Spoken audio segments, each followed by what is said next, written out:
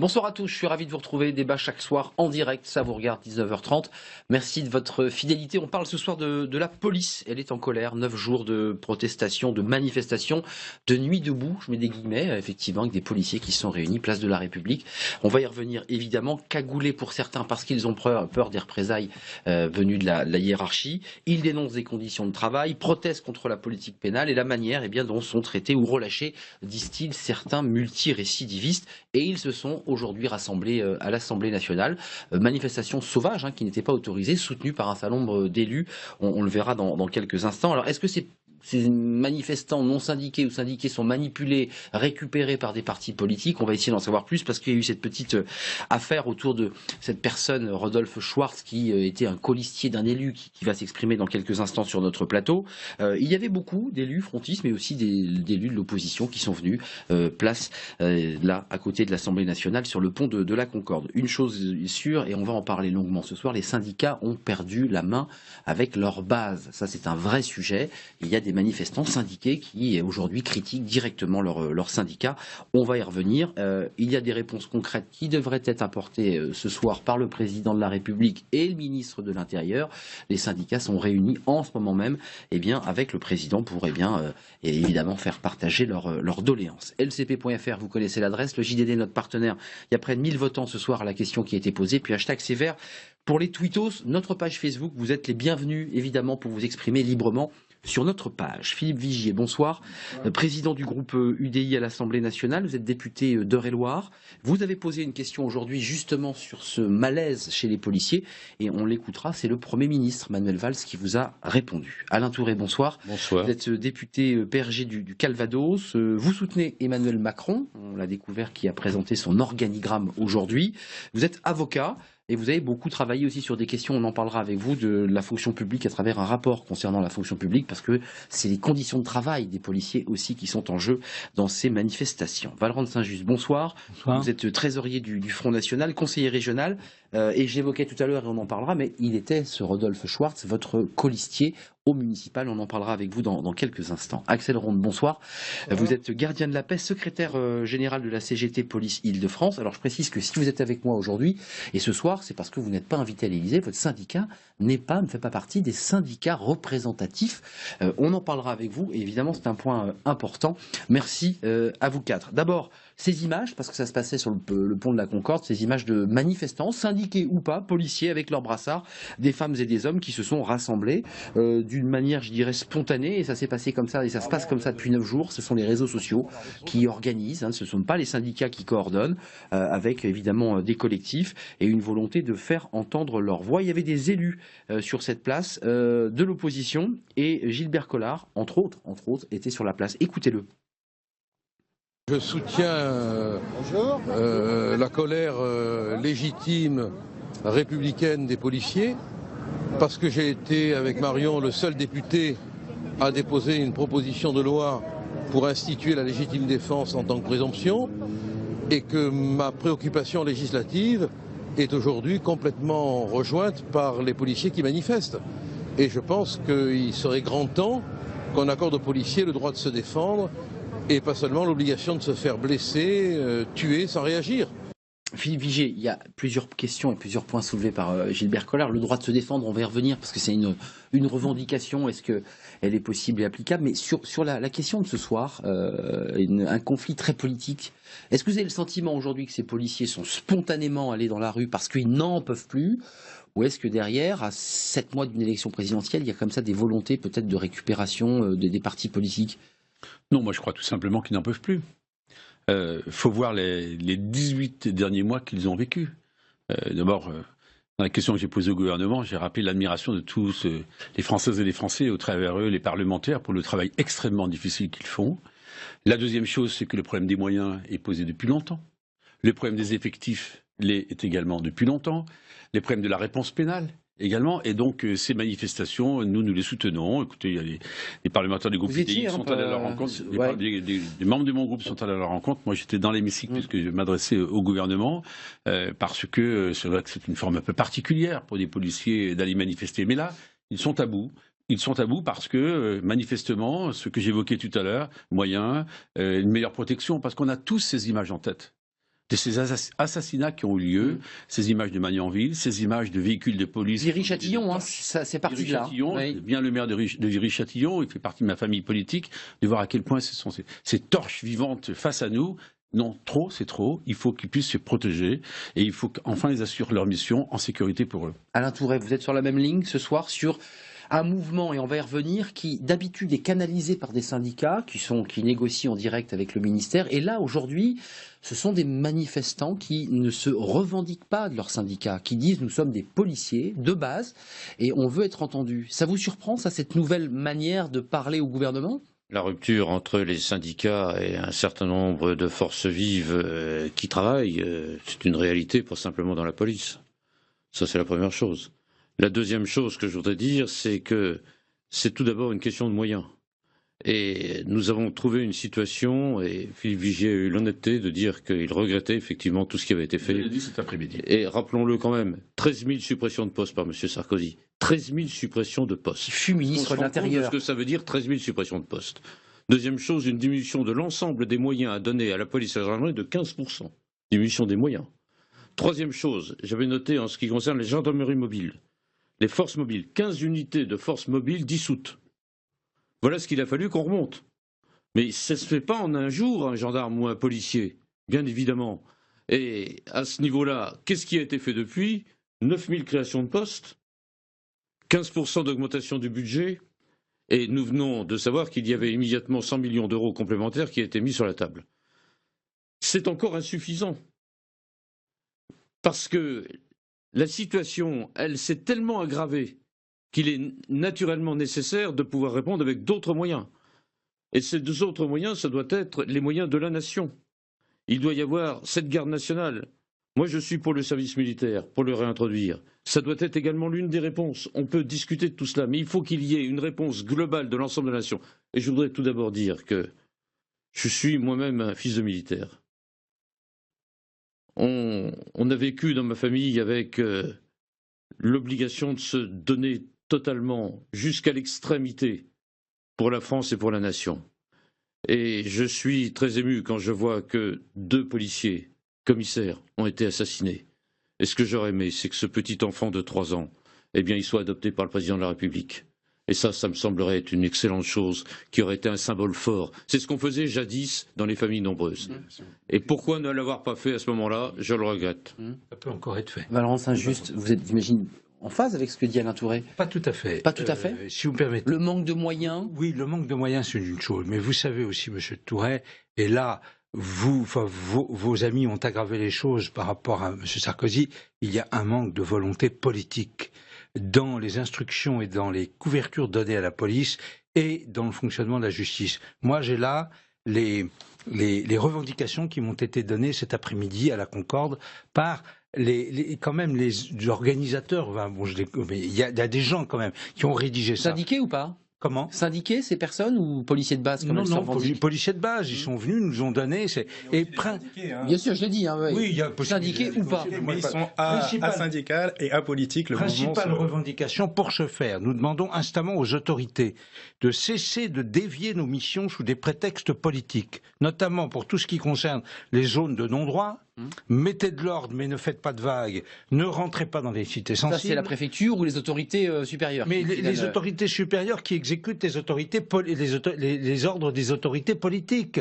Et c'est ça le drame. Et c'est pour cela que cette révolte hors des cadres syndicaux est quand même très spontanée, a lieu en ce moment. Et elle est beaucoup plus profonde qu'un simple manque de moyens. Elle est vraiment... ils disent, on peut arrêter les gens, on est prêt à les arrêter, on reçoit le coup de téléphone, retirez-vous parce que le week-end va mal se passer dans telle ou telle cité. Ne faites pas de vagues. Le leitmotiv assez fréquent des autorités. Ça, ils n'en peuvent plus. D'ailleurs, les citoyens français n'en peuvent plus non plus. Et c'est vraiment une vague de révolte sur ce point-là qui se lève en ce moment. Axel Ronde, vous êtes un gardien de la paix, vous représentez la CGT sur ce plateau. Alors je précise que ce n'est pas la CGT communication pour que les choses soient dites ce soir sur ce plateau avec cette affiche, c'est-à-dire qui a été d'ailleurs de nouveau pointée du doigt dans l'hémicycle par le ministre de l'Intérieur, mais vous êtes un policier. Ce soir, vous n'êtes pas invité à l'Élysée. Ce mouvement, quel est-il? Qui sont les gens dans la rue qui, depuis 9 jours, se déplacent, vont devant les palais de justice, crient Cazeneuve démission, Falcon démission? Qui sont-ils? Ce sont des collègues de terrain, ce sont des collègues de la base, hein, ce sont des gardiens de la paix qui ont un ras-le-bol général. Alors on parle effectivement des conditions, mais on ne parle pas surtout les problèmes qu'il y a avec la hiérarchie directe. Oui. Ça, il y a énormément de problèmes, les pressions hiérarchiques. Ce que dit Valorant de Saint-Just, vous l'entendez, ça, c'est cette revendication? Surtout pas de vagues, posez pas trop de problèmes. Ce n'est pas une question de pas de vague, c'est surtout la terreur. D'ailleurs, on le voit bien, la première réponse qu'a eu M. Falcon, le DGPN, quand il y a eu ces manifestations, c'est on va sanctionner. Voilà, ça c'est le réflexe police, on sanctionne. On ne veut pas savoir pourquoi il y a un problème, on sanctionne, c'est la première chose. On fait remonter des informations par le biais de certains syndicats, ils ne nous écoutent pas. Ils n'écoutent pas les... Pourquoi d'ailleurs ces syndicats? Parce que c'est un peu leur boulot, non, de base, d'écouter les... Malheureusement, nos syndicats, ils ont pris l'habitude d'être, on va dire, d'avoir un confort. Donc pourquoi est-ce qu'il y a tant de policiers qui sont syndiqués? C'est parce qu'ils s'occupent des avancements et des mutations. Donc nous demandons aujourd'hui... Et des pistons, dit le Canard enchaîné, en place le fiston à Marseille. C'est ça. Mais nous demandons, nous demandons, à la CGT Police, l'arrêt de cogestion entre l'administration et les syndicats sur les mutations. Nous demandons un audit par l'inspection générale de la fonction publique sur les mutations dans la police nationale. Nous voulons voir comment ça se passe à l'éducation nationale, dans d'autres corporations de la fonction publique, comment se passent les mutations, et on va calquer ce modèle dessus. Et nous demandons... J'ai entendu dire aussi qu'à l'éducation nationale, il y avait un peu une cogestion de certains syndicats, mais peut-être me trompais-je. J'ai pas dit que c'était que à l'éducation nationale. Voilà. Prendre le meilleur de chacun et trouver le meilleur modèle. Comme ça que l'autorité politique a réussi à mettre le grappin sur les syndicats. Philippe Vigier, Alain Touré, juste un mot, parce qu'on va voir un sujet qui va nous éclairer sur, en tout cas, cette analyse, mais vous qui êtes des élus de la République, cette cogestion qu'on lit depuis longtemps, ce n'est pas que sous l'ère de la gauche, des syndicats de police avec l'autorité administrative et politique, est-ce qu'il faut la briser? Le Canard enchaîné aujourd'hui dévoile que l'entretien des syndicalistes détachés, qui sont des policiers, qui deviennent donc des syndicalistes, ça coûte 54 millions d'euros. Ce sont 100 emplois temps plein qui sont utilisés à faire donc du syndicalisme, donc de la cogestion. Est-ce que ça, vous dites, c'est le système qui fonctionne, ou est-ce qu'on casse ce système? On invente autre chose? C'est des fausses solutions. On croit qu'à un moment donné, on va avoir la paix sociale, y compris avec les forces de police qui dépendent de vous, parce qu'on discute avec eux. Le pouvoir politique, ça doit être le pouvoir politique. Le pouvoir administratif doit obéir au pouvoir politique. Ce qui n'est pas le cas aujourd'hui, vous êtes d'accord? C'est la première chose. Mais n'oublions pas quand même que les ordres, ce n'est pas le pouvoir politique qui les donne, de charger ou pas. Ce sont les directions... ici des CRS, ici de la gendarmerie mobile. Avec un préfet au-dessus. On en doute quand même, on a bien vu sur les lois du travail, ils ont dépassé les ordres qui ont été donnés. Oui, non, mais il y a forcément des instructions générales. Mais je voudrais aussi rappeler que nous ne sommes pas en face de gens qui sont identiques à tous les autres. Est-ce que le droit de grève existe dans la gendarmerie? Non. Non.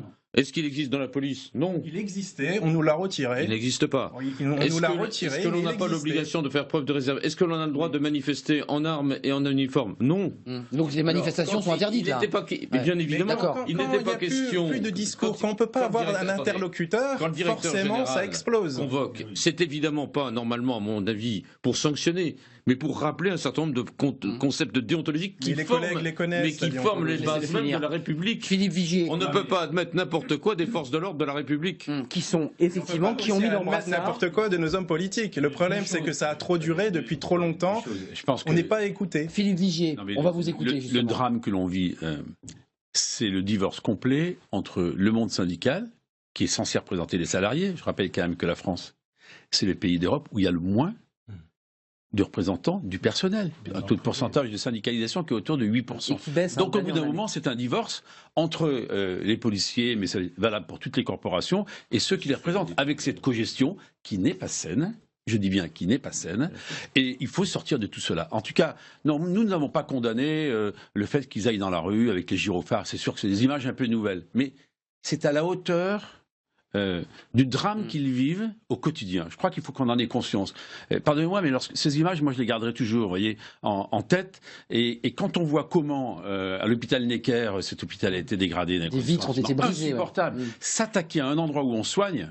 Il y a un problème, ces casseurs, on les identifie, on les arrête. Le drame aussi, Et je l'ai Mais dit vous d'ailleurs, pensez la que question... c'est de la malveillance des policière ou arrêtés. c'est La police, politique la police était là, elle a eu interdiction des arrêtés. Écoutez, moi, il fallait qu'il casse. Là, monsieur, je n'ai pas les ordres écrits de la police ou les ordres. Moi, j'ai du mal à penser une seule seconde qu'ils n'ont pas essayé de les interrompre. Écoutez, en tout cas, on voit bien en tout cas sous le règne de M. Sarkozy ce qui s'est passé avec M. Buisson, qui a bien dit sur le CPE, et moi j'étais en maintien de l'ordre sur le CPE, on se demandait pourquoi on n'intervenait pas sur certains endroits où on savait qu'ils étaient là, les casseurs, pourquoi on n'avait pas les instructions. M. Buisson nous le dit, enfin... On était sur le terrain, donc il y a les regroupements. Il dit, Nicolas Sarkozy a laissé faire. A laissé faire. Ça. Et aujourd'hui, nous voyons avec la loi du travail, et nous avons été le premier syndicat à le dénoncer, qu'il y avait effectivement des éléments perturbateurs qu'on avait identifiés en amont des manifestations. On les avait identifiés, on pouvait les interpeller.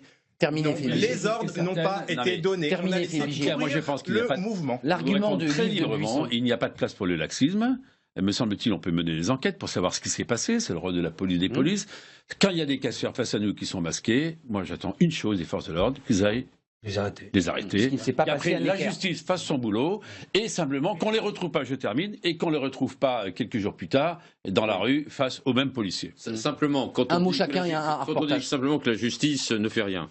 J'ai noté là, en 2015... Alain Touré, il ne faut pas caricaturer. Parce que ça n'est pas bien. Attends, Philippe. En 2015, 17 860 condamnations pour infraction envers des policiers et des gendarmes. Je réponds à Alain Touré. Deuxième chose, 90% de prison ferme lorsque les ITT sont supérieurs à 8 jours et 8 mois de prison ferme en moyenne dans 60% des cas. Ça ne s'est jamais... la justice l'a dit.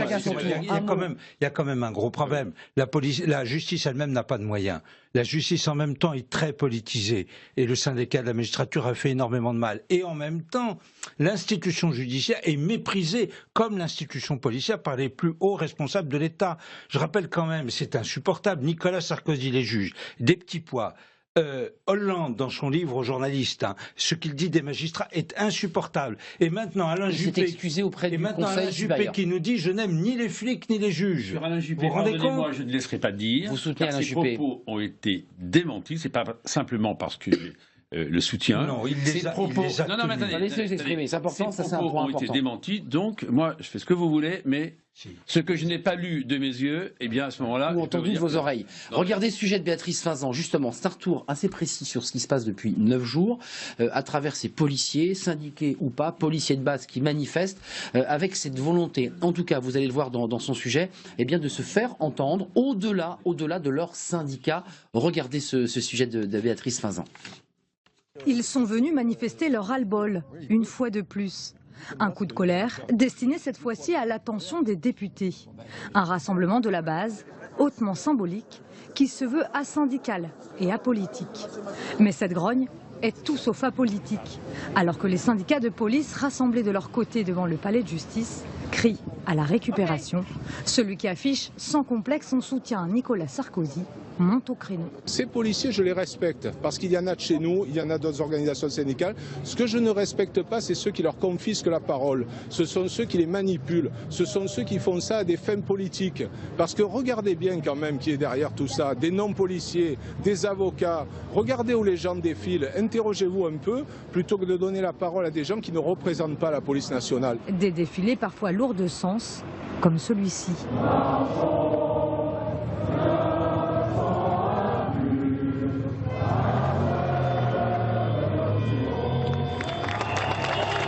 Entonner la Marseillaise au pied de la statue de Jeanne d'Arc, symbole hautement frontiste, l'image n'est pas anodine. Depuis 10 jours, les rassemblements de nuit se multiplient, à chaque fois, en des lieux chargés de sens. C'est une vocation pour beaucoup d'entre nous d'entrer dans la police, et quand on voit ce qu'on nous donne, le moyen, le mérite qu'on peut avoir, et ben voilà, on est dégoûté, on en vient avoir un ras-le-bol, même si on s'est dit qu'on aurait toujours la foi, ben non, il y en a ras-le-bol. Le mouvement essaie d'être récupéré par les syndicats, manifestement. On a déjà vu par le passé ce que ça donnait, c'est étouffé et puis il n'y a pas de suite. Donc là, c'est vraiment un mouvement qui part de la base, sans mot d'ordre syndical, et vraiment, c'est entre guillemets, on pourrait dire le peuple qui parle. Une parole comprise, mais qui inquiète à 6 mois de l'élection présidentielle. Oui, il faut les entendre, il faut les écouter, mais j'ai envie de leur lancer un message dès aujourd'hui, qu'ils ne se trompent pas d'ennemis. Leur ennemi, c'est pas nous, c'est pas la gauche, avec justement tous les moyens qu'on a mis, il faut sans doute poursuivre. Et leur ennemi, ce n'est pas la justice. Nous avons besoin de la police et de la justice. C'est extrêmement important de s'appuyer sur ces deux piliers qui sont la base de notre démocratie. Donc ne jetons pas de l'huile sur le feu comme le font certains. Une division sur laquelle s'empresse de jouer l'opposition. Qu'ils soient policiers, gendarmes, pompiers, médecins, secouristes, ils n'en peuvent plus de l'impunité et de votre manque d'autorité.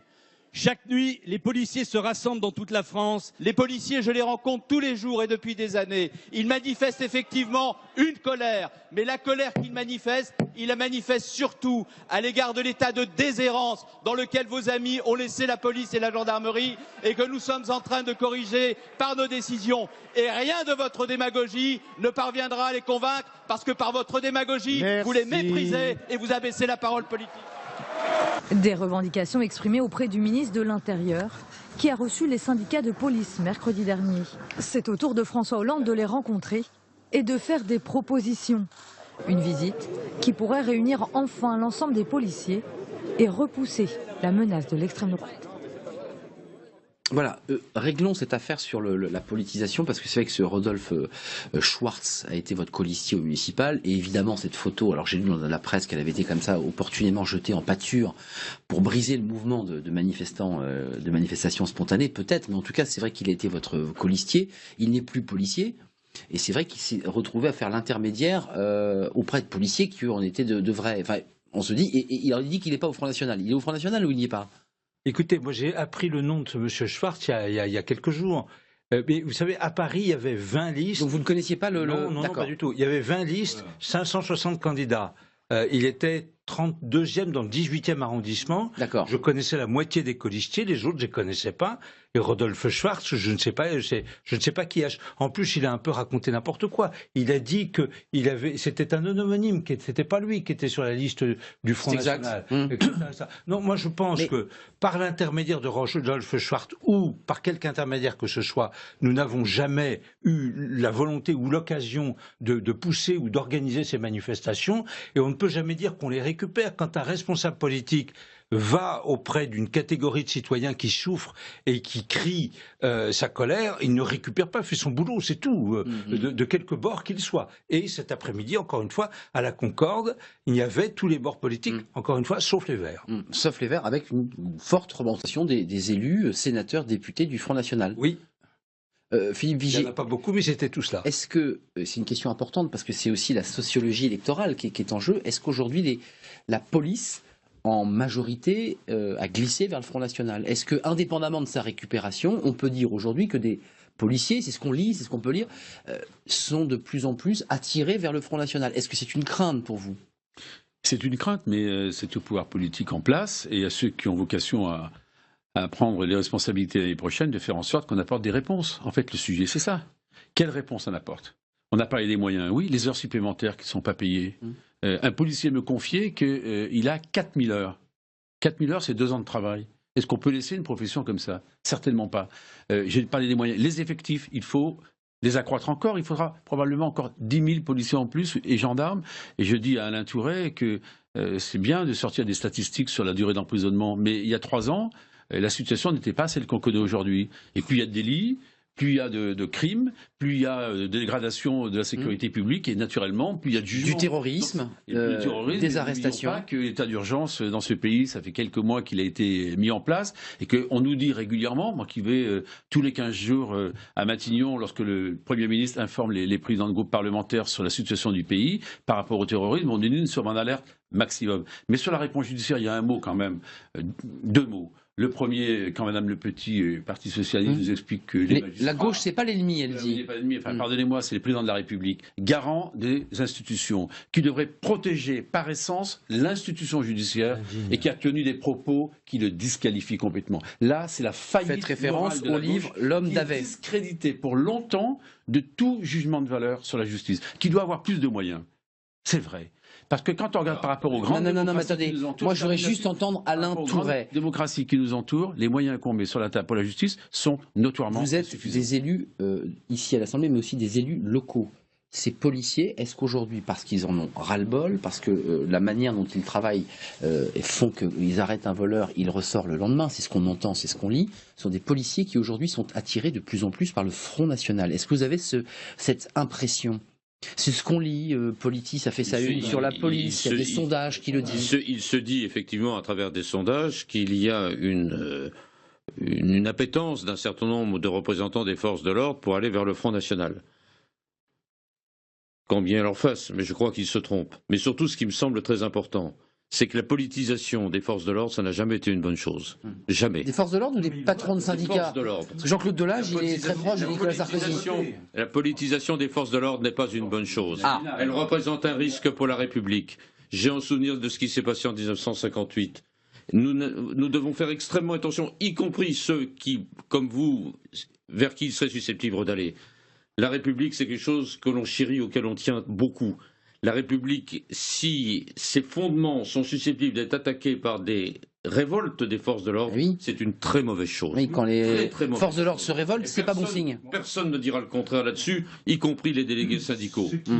Ce sont les causes des révoltes. Axel, vous avez bougé la police ce soit... Vous qui représentez la police sur ce plateau, est-ce que ces sondages vous semblent justes ? Est-ce que des collègues à vous parlent d'une exaspération, un ras-le-bol ? Je ne sais pas d'où sortent ces sondages déjà. Je ne vois pas où ils ont été faits ces sondages. Donc moi je n'y crois pas. D'ailleurs on a un sondage qui est pas un sondage, mais il y a un syndicat qui est proche du Front National, c'est France Police. France Police a fait 0,5%, même pas, aux dernières élections professionnelles dans la police nationale. Donc c'est vraiment un mensonge de dire que les policiers vont les bras ouverts au Front National. La police, elle est républicaine. Les policiers font leur travail comme on leur demande. Ça, c'est la théorie, ça. Non, mais c'est la réalité. La réalité du terrain. Maintenant qu'il y a des gens qui votent Front National, ben, ça, c'est leur problème, j'ai envie de dire. Chacun vote comme il a envie. Nous sommes des citoyens. Nous ne sommes pas des robots. Nous sommes des citoyens. Et nous votons comme on a envie de voter. C'est tout. Maintenant, dire que le mouvement a été récupéré par le Front National, c'est totalement faux. Totalement faux. Les collègues veulent une chose, c'est ils en ont marre qu'ont des politiques qui ne comprennent rien du tout à ce qu'ils vivent. Ou des syndicats, parce que vous êtes très en colère contre les syndicats. Ou des syndicats, mais nous ne sommes pas représentatifs, donc moi je ne m'inclus pas dedans, parce que nous ne participons pas à la réunion avec le président. C'est quand même assez étrange qu'un syndicat dit de gauche ne participe pas à une réunion alors qu'on était reçus sous l'époque de Sarkozy. C'est assez bizarre. Vous n'êtes pas surpris pour la loi El Khomri, qu'est-ce qui s'est passé? Ça a été la même chose. Le gouvernement a discuté avec la CFDT et a laissé de côté la CGT. Là encore, ou inversement parfois. La gauche, elle est formidable. Ouais. Le dialogue social, c'est important sur les fondements, la justice, évidemment, qu'on doit chérir, qu'on doit protéger. Et je vois qu'ils ont cassé le front syndical. Voilà. Oui. Eh bien, c'est la négation de tout. Juste un petit mot sur les 54 millions, parce que Bernard Cazeneuve, le ministre de l'Intérieur, vient de sortir et fait des annonces après cette longue réunion de 2 heures avec les syndicats de police, et on va les commenter. Il évoque une enveloppe de 250 millions d'euros débloquée pour les moyens. C'est 100 millions, c'est 250 millions. C'est beaucoup plus, et il parle évidemment de réfléchir. Et en mois d'octobre, c'était 600 millions qu'on nous avait l'année dernière. C'est vrai que c'était 600. Est-ce que ça va se rajouter Sur les 250 millions d'euros, vous dites c'est une promesse, j'ai envie de voir. Est-ce que concrètement, après les attentats, le ministre de l'Intérieur avait indiqué que chaque commissariat serait doté de nouvelles armes plus puissantes, de gilets pare-balles, dont seraient dotés tous les policiers? Est-ce que concrètement, ces gilets pare-balles, ces armes ont été livrées dans les commissariats? Non, mais je vais vous donner une anecdote. Moi, je suis sur le terrain, je ne suis pas détaché en permanence, j'ai 50 jours de détachement syndical. Mon gilet pare-balles, ça fait 2 ans que je demande à le changer. Le pack balistique a été touché. Hier, je suis allé prendre les mesures pour avoir mon nouveau gilet pare-balles. Parce que en plus, les gilets pare-balles ont changé.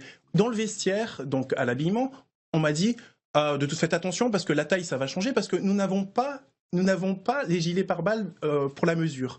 C'est-à-dire qu'ils nous mesurent avec les anciens gilets pare-balles. Ils n'ont pas été capables d'avoir un échantillonnage des nouveaux gilets pare-balles. Donc vous me dites quoi? Vous n'êtes pas sûr d'avoir un gilet pare-balles? Je suis pas sûr d'avoir la bonne taille, donc forcément je vais le renvoyer si ça va pas. Il faut l'acheter avec votre propre argent, c'est ce que faut. Voilà, beaucoup de collègues font ça. Regardez la revendication de cet après-midi. La revendication, c'est une lampe torche par personnel travaillant la nuit. Ils ne l'ont pas. Ils n'ont pas une lampe torche par personnel travaillant la nuit. Voilà. Alain Mais Touré. ça dure depuis des années. Des années, hein. C'est pas que la gauche. Ça fait... Non, ça fait au moins 15 ans que le problème Alain est Touré, là-dedans. La police là qui commence à grogner sérieusement au nom de la base, le ministre avait annoncé un apport de matériel, d'armes plus puissantes, de gilets pare-balles. C'était important en présent. Ça n'a pas été livré, mis quand même. Là, il y a un vide. De l'argent, on en trouvera toujours pour les forces de sécurité. Les choix politiques doivent là, il y a 250 millions. s'imposer. On nous dit qu'il va y avoir 250 millions. Ça me semble indispensable que cela soit fait. Moi, je veux que la police, je veux que la gendarmerie ait les moyens d'agir avec le maximum d'efficacité. Voilà, c'est le bon sens même. Si les hommes politiques de droite ou de gauche ne sont pas capables de répondre au bon sens, qu'ils s'en aillent. Il y aura bien d'autres personnes pour les remplacer. Non, mais là, on voit bien ce constat dont vous parlez avec le gilet pare-balles, c'est le plus bel exemple où la lampe torche. Est-ce que oui ou non? On achète son matériel, hein, c'est ce qu'on lit. Et j'avais même vu dans un article des gants pas de bonne qualité qu'il fallait également acheter. Est-ce que oui ou non, on se donne les moyens? Je pense qu'on va avoir un discours commun avec Alain Touré là-dessus. Sur la défense, on sait très bien qu'à 32 milliards, le compte n'y est pas, qu'il faut au minimum avoir 40 milliards si on veut être capable d'avoir une défense opérationnelle, je parle du ministère de la Défense, et notamment avoir une garde nationale, avoir la possibilité d'engagement pour des femmes et des hommes qui veulent aussi participer à la sécurité de leur pays. La deuxième chose, sur les matériels, j'entends cette enveloppe. En tout cas, j'espère que ce ne sera pas une promesse sans lendemain, parce que là, il y a une exigence. 250 millions d'euros. La troisième chose, sur les postes. C'est vrai qu'il y a eu ces suppressions sur le quinquennat. Donc il faut compenser. Mais le problème, c'est qu'entre le moment où on dit qu'on ouvre le poste et au moment où il est pourvu, et là-dessus, les chiffres de la Cour des comptes sont tout à fait évocateurs. Il y a un temps qui est trop long. Il faut accélérer le recrutement, accélérer les cursus de formation. Et nous disons d'ailleurs avec Alain Juppé qu'il faut 10 000 personnels en plus. Parce que... Au moins. Police. Ça serait déjà, et ça serait, et je reviens, je pense qu'Alain Touré ne me démentira pas, et là, c'est un choix politique, c'est un choix stratégique. Regardez, on a créé, soi-disant, 60 000 postes dans l'éducation nationale. En fait, en réalité, 32 000, chiffre Cour des comptes. On aurait peut-être dû faire un effort complémentaire sur les forces de police et de gendarmerie. Voilà. Alors, et non, ce choix Les collectivités territoriales ont créé 500 000 postes en 10 ans. J'aurais préféré, mais c'est autant de coûts. J'aurais préféré que plutôt que de créer 500 000 postes dans les collectivités territoriales, on crée 30 Deux thèmes, Philippe Vigier. Dans les forces de l'ordre et les... Pardonnez-moi, on est sur des missions, on est pour un mot, on est sur des missions de l'État. C'est bien de pas des collectivités territoriales, mais là, nous sommes sur les missions d'État. Globalement, il y a un coût général pour la nation. La gauche a voulu nous endormir en disant il faut 60 000 enseignants en plus. Oui, vous l'avez dit. Est-ce que les résultats sont mieux à l'heure actuelle? Valence injuste. Deux thèmes pour nos quatre invités et ceux qui nous regardent ce soir. La question de la légitime défense est évoquée par le ministre ce soir. Il dit je vais réfléchir à cette revendication. Est-ce que vous souhaitez que les policiers soient en mesure d'être dans le cadre d'une légitime défense? Ça peut être une réponse très rapide apportée à tous ces policiers. Leur dire, on va vous considérer, on va vous donner des ordres précis permettant vraiment de réprimer la criminalité et la délinquance, et nous allons demander à la justice, par les procureurs de la République et les procureurs généraux, de vraiment réprimer. Et puis, parce que je pense que le moment est venu, nous allons calquer, il faut s'expliquer, mais c'est un peu particulier, mais nous allons calquer le régime de l'utilisation des armes létales, c'est-à-dire des armes qui peuvent tuer, de la police nationale sur celui de la gendarmerie. Le texte existe parfaitement. On réglera d'ailleurs ce problème de la légitime défense parce que ça rentre dans la légitime défense. Ce qui permet donc de faire quoi aux gendarmes, concrètement? Je ne veux pas lire, mais parce que c'est le gendarme et qu'on l'applique aux policiers. C'est simple. Le gendarme peut utiliser son arme létale lorsque les violences ou voies de fait sont exercées contre eux et lorsqu'ils sont menacés par des individus armés. Ont disparu la question notamment de proportionnalité exigée par la légitime défense de droit commun. Il suffit entre guillemets, qu'il soit exercé des violences et des voies de fait. Et à Viry-Châtillon, dès que le pare-brise arrière de la bagnole a été cassé et que le cocktail Molotov a été entré, les gendarmes auraient eu droit de tirer immédiatement. Il faut que les policiers puissent le faire. Surtout les policiers, que faisaient des policiers à garder une caméra? Quel est l'intérêt de mettre 2 voitures de police pour garder une caméra? La prochaine fois, on mettra une caméra, un camion de pompiers et 2 voitures de police? Lorsqu'ils ne peuvent pas défendre le terrain autrement. Laissez finir, c'est un point important. On applique cette règle gendarme aux policiers? Il faut l'appliquer et ça peut se faire rapidement. Juste un mot. Est-ce que oui ou non, à l'heure actuelle, la possibilité de légitime défense qui est octroyée aux gendarmes a posé problème? Je pose la question à tout le monde. Non. Est-ce qu'il y a eu des dérapages qui ont été signalés? Je pense Non, de mais mémoire. il y a urgence. Je rappelle d'ailleurs qu'après que j'explique là-dessus. Je rappelle juste après les attentats, on avait fait une autre proposition d'ailleurs qui a été reprise. C'était le meilleur ami député de notre groupe qui l'avait faite. C'est que les policiers, les gendarmes puissent rentrer avec leurs armes de service. C'est vrai. Je vous rappelle. Et en civil, oui, c'est une demande. Que nous avons. C'est une demande. Il faut noter que nous avions désormais. fait. Quelle est votre position sur la Alain Touré, il faut le faire. N'est pas adapté au port civil. Le problème, il est là, c'est que on a demandé qu'on nous donne des plus petites armes. Hein. Il y a toutes les dimensions. Là, c'est une grosse arme que nous avons. Mais c'est une avancée que nous avions. On avait déjà. On pouvait ramener son arme chez soi, sauf après 3 jours, si on avait 3 jours de repos. Mais sinon, pendant le week-end, de façon systématique. Oui, on pouvait, si on voulait. On pouvait garder. Alain Touré, sur ce point, nous demandons une arme adaptée pour ça. En ce qui concerne l'équivalence de la notion de légitime défense pour la gendarmerie et la police, j'y suis tout à fait favorable.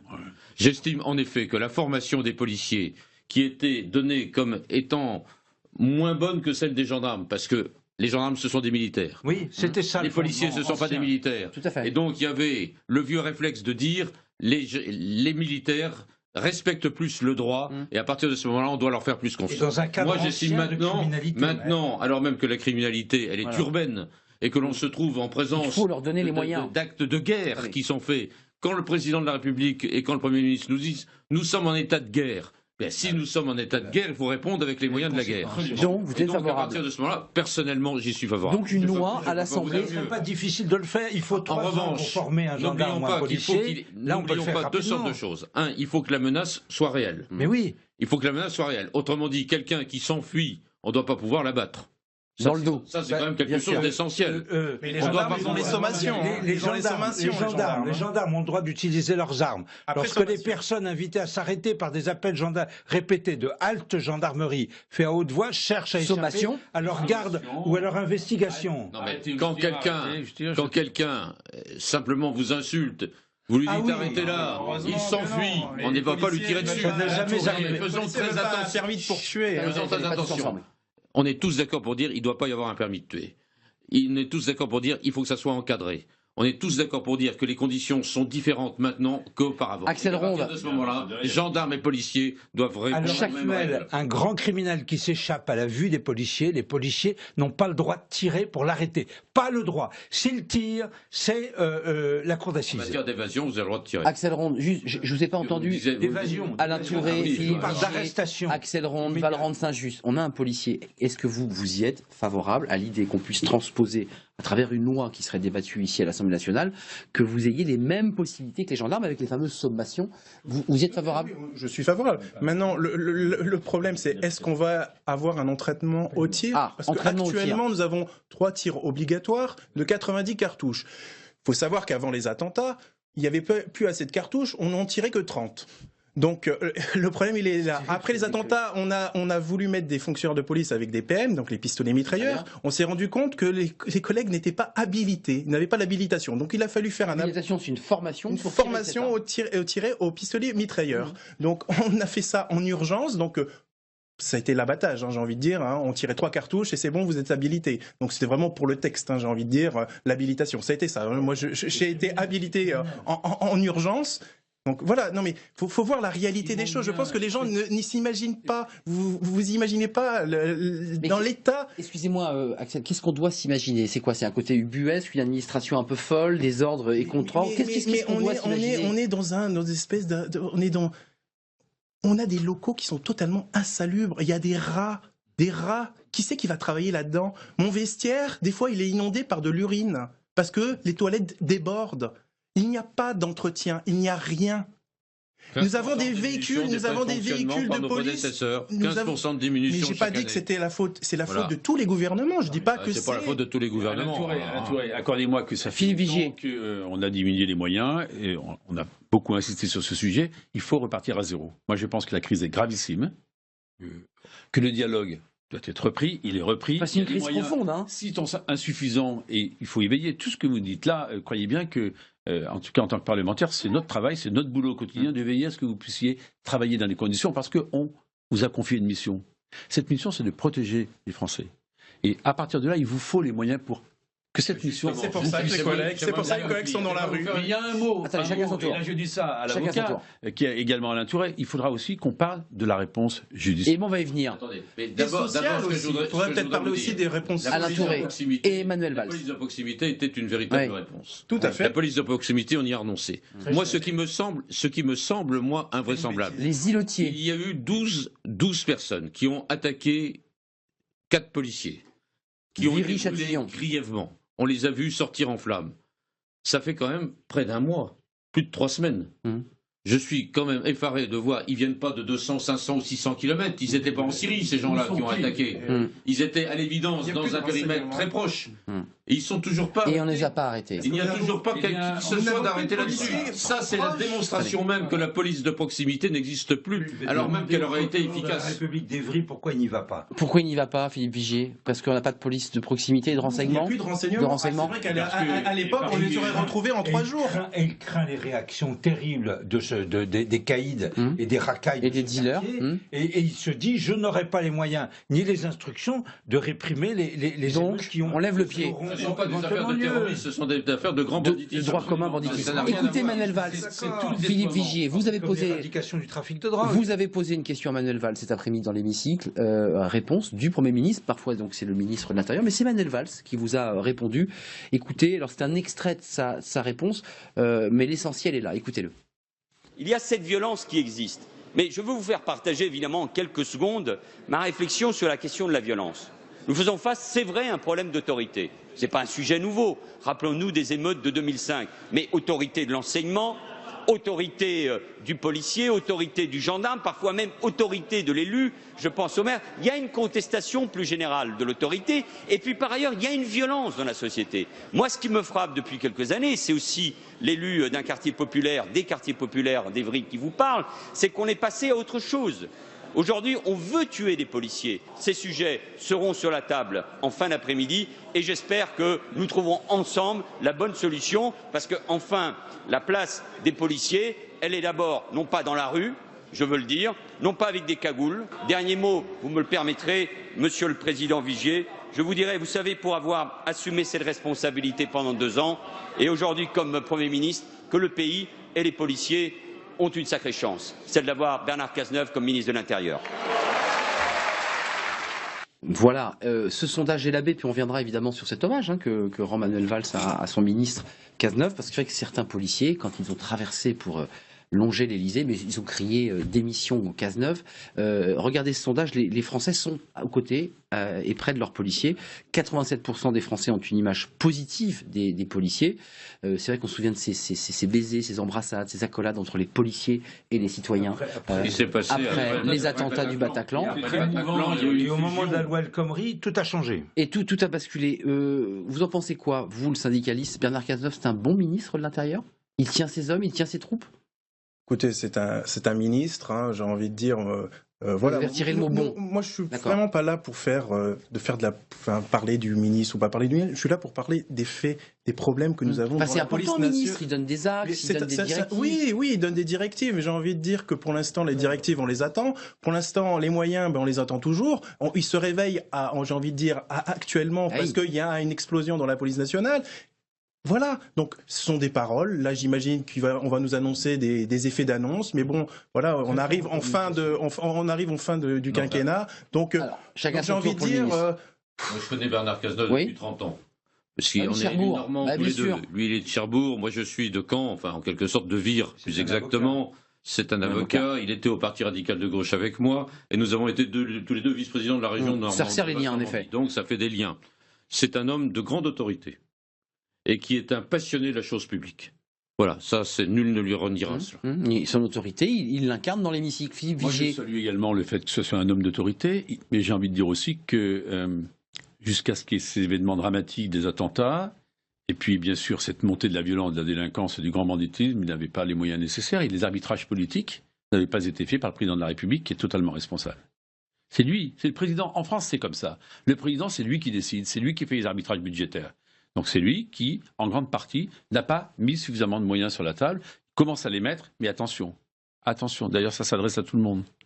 Si on n'est pas capable, demain, de passer des paroles aux actes, alors là, la révolte, elle va être folle. Valente Saint-Just, le ministre et la politique pénale, parce que c'est vrai que quand on écoute des gendarmes, des témoignages, des policiers qui s'expriment, ils expliquent souvent. Moi, je pense qu'ils arrêtent les gens et ils sont relâchés. Je pense que M. Cazeneuve a un grand talent de communicant, mais qu'il n'a jamais donné aux forces de police les vraies instructions de réprimer la criminalité et la délinquance. En ce sens, il est tout à fait coupable et il n'a fait que des actions de communication. Et les réponses, je dirais, juridiques, législatives dont on parlait là, à un instant, pourquoi est-ce il a dit d'ailleurs qu'il était hostile, lui, à l'application des permissions pour la gendarmerie à la police nationale. Là, il a changé ce soir. Il évoque l'idée de réfléchir à cette question de légitimité. Il l'a dit, il évoque ce soir à l'Élysée. Oui, c'est ce soir. Terrorisme, sur le renseignement et sur les moyens mais la loi du mois de juin, etc. Mais des lois, vous les empilez. Oui, là, il y a une disposition que le législateur peut faire d'autre. Et qui redonnerait à la police. Qu'est-ce que le législateur peut faire d'autre que de voter la loi? Oui, mais voter la loi sur le plan budgétaire et sur le plan Philippe Vigier, d'autres arbitrages budgétaires. Sur la légitime défense, écoutez. On est tous d'accord pour faire en sorte que ça puisse se mettre en place. Une loi peut être votée. Quand les policiers, la proposition Collard. Et quand les policiers disent que c'est tout à fait souhaitable, en plus ça améliorerait la formation, vous avez évoqué les choses tout à l'heure, ça va dans le bon sens, très bien. Sur les lois d'urgence, franchement, honnêtement, quasiment tout le monde les a votées. C'était des avancées incontestables. Il y a des choses qui ont été reprises. Moi, je suis pas là pour servir la soupe au gouvernement. Non, mais je tiens à vous dire que. Mais je veux revenir sur l'urgence. Le national n'a pas voté la loi d'urgence. Quelle erreur! Mais non, là, chacun son tour. C'était des arguments inutiles et vous vous donnez bonne conscience. Attendez, vous n'avez pas voté cette loi. Moi, je vais vous dire une chose. J'étais même favorable à la double échéance de nationalité, et là non plus, vous n'étiez pas présent. Pourquoi vous l'avez pas voté? Pourquoi votre parti n'a pas voté? Non, mais à chaque fois d'ailleurs qu'il y avait dans ces dispositions législatives des dispositions très répressives pour la liberté d'aller pas voté finalement, etc. Nous l'avons dénoncé en disant que c'était inutile, que c'était des empilements, que le gouvernement et l'Assemblée se donnaient bonne conscience en votant ces empilements, et que les choses et que les mesures nécessaires, notamment en moyens, et par exemple vous-même qui votiez comme ça, n'était pas. On ferme la page. Par opposition Philippe politicienne, et ça c'est pas. Pas du tout, Monsieur Vigier. Quand vous avez refusé de voter la proposition Collard sur la légitime défense, mais selon la gendarmerie. Vous n'avez pas fait de l'opposition politicienne parce que c'était Collard. Allons. Pas du tout. Moi, j'ai même voté la semaine dernière une taxe sur les transactions financières. Elle aurait été votée il y a 6 mois. Vous voyez, j'ai même reconnu. Vous voyez, non mais vous faites jamais votre autocritique. Et c'est ça que c'est pas bien. Moi j'ai même reconnu que dans le quinquennat précédent il n'y avait pas assez de moyens. C'était pas le jour, la responsabilité du dit. C'est Sarkozy qui l'avait. Mais pardonnez-moi, donc vous reconnaissez des choses qui ne sont pas difficiles à reconnaître. Ça vous gêne un peu, c'est dommage. Il faut savoir reconnaître que là sur l'état d'urgence, vous avez mis à côté de la plaque. Axel Ronde, on va terminer ce débat sur la politique pénale. C'est vrai que Christiane Taubira avait été critiquée en d'autres époques lorsqu'elle était garde des Sceaux. Vous, le policier, vous qui avez des contacts comme syndicaliste avec vos collègues sur le terrain, est-ce que c'est vrai ce qu'on lit de dealers qu'on arrête et qui, quelques jours plus tard, reviennent dans les quartiers? Est-ce que c'est quelque chose que vous constatez? Et donc, est-ce qu'il faut repenser notre politique pénale? Ou est-ce qu'elle est suffisante et qu'il faut l'appliquer, tout simplement? Je pense qu'elle est suffisante, il faut simplement, effectivement, l'appliquer. Donc on ne l'applique pas, on est bien d'accord. Mais il faut surtout avoir une autre réponse. Il y a une réponse aussi sociale. On ne peut pas laisser des quartiers à la dérive et à l'abandon avec uniquement... Quel service public ouvert? Les pompiers et la police. Donc le problème, il est là. C'est qu'on a abandonné ces quartiers. Et au niveau du social, il n'y a plus de social. Et la police de proximité était une très bonne chose. C'était une très bonne chose, la police de proximité. On l'a abandonnée. On n'est plus capable d'être au contact de la population. Les policiers, les personnes voient les policiers en urgence. On arrive dans les cités, on attrape la personne, hop, et on part. Ouais. Voilà ce qui se passe. On n'arrive plus à aller au contact, on n'arrive plus à discuter avec les jeunes ou autres personnes. On n'arrive plus à discuter avec ces personnes. C'est grave. La question des multirécidivistes, ça a été souvent des faits divers terribles qui ont d'ailleurs touché des policiers. Je pense notamment à un policier qui est resté très longtemps entre la vie et la mort, qui avait été tué par balle, blessé par balle par un multirécidiviste, qui avait lui-même été abattu d'ailleurs après par un de ses collègues. Comment on fait pour essayer de tuer ces phrases qu'on entend régulièrement chez les policiers? Moi, je fais mon boulot, j'arrête des gens, mais ils sont relâchés. Non, mais c'est vrai et c'est faux. Bon, on peut tout à fait citer tel ou tel cas anormal, scandaleux, dont acte. Il y a un problème d'application des peines. Attendez, en ce qui concerne la présence des gens en prison, il n'y en a jamais eu autant. Jamais. On a battu tous les records. On est à plus de 75 000 personnes. C'est tout à fait exact. Actuellement, on sort 2500 à 3000 matelas que l'on met le soir pour que les gens dorment. Voilà. La situation de nos prisons est une honte. Il faut construire des prisons, dit Manuel Valls. Même quand on est en prison, d'être considéré comme un homme. Comment vous l'expliquez ce paradoxe? On n'est pas un bestiau quand on est en prison. Comment vous l'expliquez ce paradoxe entre des policiers qui se plaignent et des prisons pleines? Mais parce qu'il n'y a pas eu une véritable réflexion sur la prison. Et donc, il n'y a pas eu de véritable réflexion. Nous manquons actuellement d'un certain nombre de constructions, de bâtiments modernes convenant à l'administration pénitentiaire. Nombre de nos prisons sont très vieilles. Il faut en construire. Remontent au 18e. Philippe Vigier, chacun. Que la réponse de la prison, peut-être il faut voir aussi autre chose. Mais bien évidemment, mais vraiment une alternative vraie, avec quelque chose de vrai. Pas sur le papier, c'est vrai que c'est magnifique. En l'état de la délinquance française, excusez-moi, en l'état de la délinquance française, et j'espère provisoirement, on ne peut plus penser autant qu'on y pense à ces alternatives, et il faut réformer à l'heure actuelle l'application des peines. Il faut que les gens fassent les peines pour lesquelles ils ont été condamnés jusqu'au bout. Nous n'avons pas de prison. Non, mais nous n'avons pas de prison. Les prisons sont occupées. Ce qu'il faut faire, et j'en ai terminé, il faut rétablir, et là vous allez voir, Monsieur Vigier, que quand je sais reconnaître, je reconnais, il faut rétablir les peines planchées qui avaient été instituées au début du précédent quinquennat et qui ont été très malencontreusement supprimées par Madame Taubira. Il faut que les juges soient obligés de sanctionner sévèrement et que ensuite les criminels et délinquants fassent les peines de prison, notamment pour lesquels ils ont été. Vous évoquiez François Hollande et la petite phrase, hein, les juges sont des lâches, entre autres, parce que la phrase est plus longue. C'est une phrase qui vous choque. Est-ce que vous pensez aujourd'hui qu'il y a aujourd'hui des juges qui ne sanctionnent pas assez? Non, mais le juge, au-delà de la phrase de François Hollande. Ce qui est incompréhensible pour les policiers, c'est certaines remises de peine qui font que les voyous, les malfrats, ils les retrouvent face à eux quelques jours. Très rapidement. Je veux dire trois choses. La première, l'abandon de la politique de la ville parce qu'il y a des crédits qui ont diminué sensiblement. Des taux de chômage à 25, 30, 40%, ça fait partie une partie des explications de cette explosion de violence. On ne peut pas laisser des jeunes sans activité. Et pardonnez-moi le chômage, parce que ça nous ramène quand même à ce cancer généralisé. Il baisse le chômage, Philippe Vigier. Baisse du chômage. Et combien d'augmentation depuis 2012 900 000 chômeurs en plus. Je termine. Je vous ai pas. Attendez, permettez. Je vous ai écouté. Premier sujet. Deuxième sujet, il manque 10 000 places de prison. Alors, donc il faut construire. Chacun le sait. Moi, j'ai un centre de détention dans ma ville, à Châteaudun. J'y vais régulièrement. Et encore, ça fait partie des programmes qui ont été construits dans les années 95. On va dire que c'est convenable. Mais partout ailleurs, c'est franchement inacceptable. La troisième chose, regardez, la politique de sortie de prison. Quand vous avez des détenus, nous, ce sont les fins de peine. Donc des gars qui ont été condamnés, souvent des garçons, à 15, 20 ans. Et ils viennent faire les 5 dernières années. L'insertion à la sortie de la prison. Les crédits en sont où? Ils sont en chute libre. Et enfin... Donc ils sont livrés à eux-mêmes et sortis. Livrés à eux-mêmes, les associations n'ont plus les moyens d'accompagner. Et la quatrième chose, sur les peines planchées et les remises de peine, je vous dis les choses franchement, il y a des remises qui ne devraient plus être faites. Enfin, tout dernier. Il faut libérer les prisons. Les travaux d'intérêt généraux. Moi, j'en fais dans ma commune. Vous voyez, j'ai eu des gamines de moins de 16 ans qui ont fait des sigs salafistes dans la commune. Avec le procureur, on s'est mis d'accord. Il y a eu du travail qui a été fait. Franchement, ça, c'est quelque chose qui va dans le bon sens et qu'il faut mettre plus en application. Ça ne coûte pas cher, ça ralentit. Il y a actuellement des tas de peines de prison qui ne sont pas exécutées et ce n'est pas. Deuxième chose, les travaux généraux, j'en suis bien d'accord. Troisième chose, je note qu'un certain nombre d'élus sont très favorables à la construction de prisons, mais pas chez eux.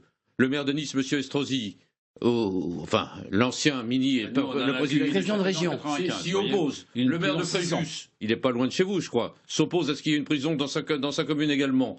Il faut aussi avoir du courage quand on est un homme politique pour dire qu'on accepte qu'il y ait une prison dans sa commune.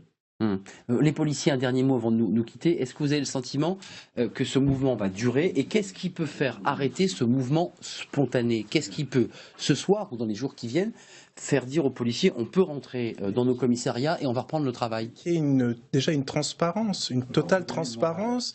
Par exemple, sur les primes qu'ont nos chefs de service. On parle de primes de 30, 40 000, 50 000 euros. Nous voulons savoir exactement quelles sont ces primes. C'est une très grosse somme. Très grosse somme, oui, tout à fait. Nous voulons savoir exactement, que ce soit transparent, pourquoi notre chef de service a eu une prime, quel est ce montant, notre directeur aussi. Donc ce mouvement dit ça aussi. Elle dit ça aussi. Accompli, des heures supplémentaires non payées. Mais ça, c'est pour les hauts fonctionnaires, j'ai envie de dire. Ils sont complètement déconnectés de la base. Les heures supplémentaires qui ne sont pas payées, tout à fait, aussi. Scandaleux. Donc ce mouvement dit ça aussi. C'est aussi une manière de dire à la haute hiérarchie, parce que attention. Il y a beaucoup de choses. Le problème, c'est que nous avons une direction des ressources et des compétences de la police nationale. C'est pas une direction des ressources humaines. Le mot humain n'existe pas déjà. Vous voyez, déjà, on parle déjà des choses concrètes. Nous n'avons pas il n'y a pas assez de côté humain. Nous avons une hiérarchie qui utilise du management moyenâgeux. Qu'elle ne maîtrise pas du privé en fait, elle ne maîtrise pas, elle a pris que les mauvaises choses et le côté humain n'existe plus. Merci Axel Ronde de nous avoir fait partager à la fois votre point de vue et votre quotidien. C'est important aussi d'entendre la réalité concrète du terrain. Merci Alain Touré, député PRG du Calvados, vous êtes aux côtés d'Emmanuel Macron. Merci à Philippe Vigier, député UDI de Réloir, président du groupe UDI ici à l'Assemblée nationale, et vous soutenez Alain Juppé. Et merci Valorant de Saint-Just, vous êtes le trésorier du Front National et conseiller régional, et vous ne connaissiez donc pas Rodolphe Schwartz, vous nous l'avez dit ce soir sur le plateau. Noir, c'est noir. C'est-à-dire que les modes de sélection laissent. Ça veut dire que les modes de sélection quand même laissent quelque peu à désirer. Je n'aurais pas dû prononcer cette phrase. Merci Axel Ronde, vous êtes le représentant de la CGT Police et gardien de la paix sur le terrain. Demain, on s'intéresse à Calais parce que l'évacuation se passe convenablement. 4e jour d'évacuation, on vient s'intéresser à ce sujet évidemment. Puis l'après, les mineurs et savoir où vont évidemment ces réfugiés, ces migrants. On en parle demain soir en direct, je serai là. Bonne soirée et merci à vous quatre.